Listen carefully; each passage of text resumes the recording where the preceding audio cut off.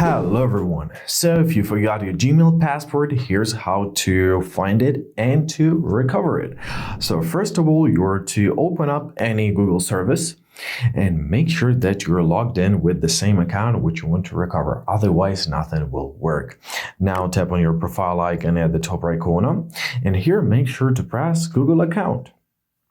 So in this window, we gotta locate our password manager. Usually before it was in the security tab, now it has its own tab. So open up your security tab. Here you'll locate your google.com and all the accounts which were logged in with this device. Tap here.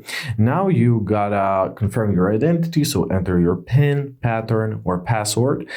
And here you'll see the accounts which are correlated with this particular account. So one account, the second account, the third account.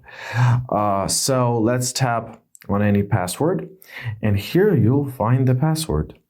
There it is. So you can copy it and you can enter it. If you want to edit it, simply press edit your password. If it was changed, let's edit it. For example, let it be like this. You can make a note for yourself if you want to, just like a quick reminder, and simply press save. Basically, that's how it works. And I really hope this video was helpful. Thank you so much for watching. Have a great day, and please consider subscribing to our channel.